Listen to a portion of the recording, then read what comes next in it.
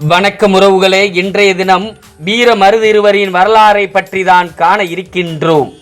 மாமன்னர் பெரிய மருதுபாண்டியர் தற்போது உள்ள விருதுநகர் மாவட்டம் நரிக்குடிக்கு அருகில் உள்ள முக்குளம் என்னும் ஊரில் மொக்க பழனியப்பன் என்பவருக்கும் பொன்னாத்தாள் என்பவருக்கும் மகனாக 1748 மகனாக பெரிய மருதுபாண்டியர் பிறந்தார்.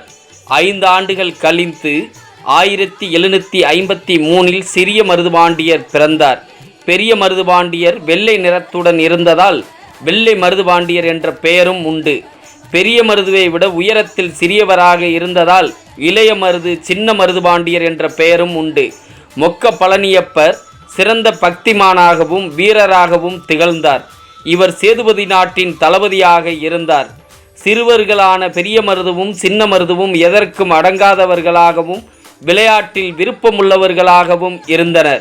தாயார் பொன்னாத்தாள் அவர்களுக்கு வீரர்களின் வரலாற்றை சொல்லியும் துணிவையும் ஏற்படுத்தினார். அவர்கள் தொல்லைகள் பெருகவே அவற்றை தாங்க முடியாத தாயார் மொக்க பழனியப்பருடன் சேதுபதி நாட்டிற்கு அனுப்பி வைத்தார். அங்கும் அவர்களின் தொல்லைகள் தொடர்ந்தன.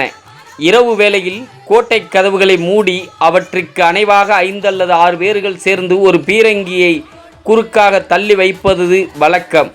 ஒரு நாள் இரவு சிறுவர்களான பெரிய மருதுவும் சின்ன மருதுவும் அந்த பீரங்கியை தள்ளி வைத்து கோட்டை கதவுகளை திறந்து வைத்து விட்டனர்.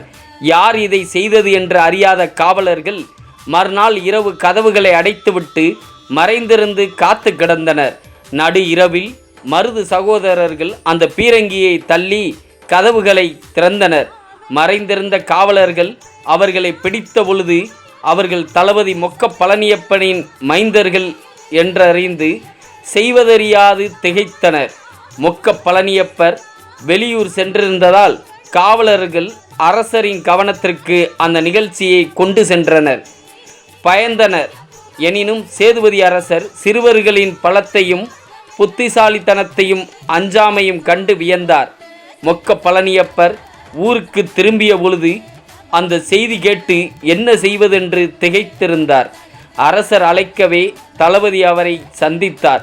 சிறுவர்களின் வீரத்தை மெச்சி புகழ்ந்ததோடு அவர்களுக்கு சூரக்கோட்டையில் சிறந்த போர் பயிற்சிக்கு ஏற்பாடு செய்தார். தந்தையின் மகிழ்ச்சிக்கு அளவே இல்லை.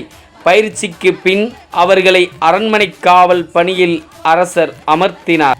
மீண்டும் ஒரு வரலாற்றில் சந்திப்போம் உறவுகளே. நன்றி, வணக்கம்.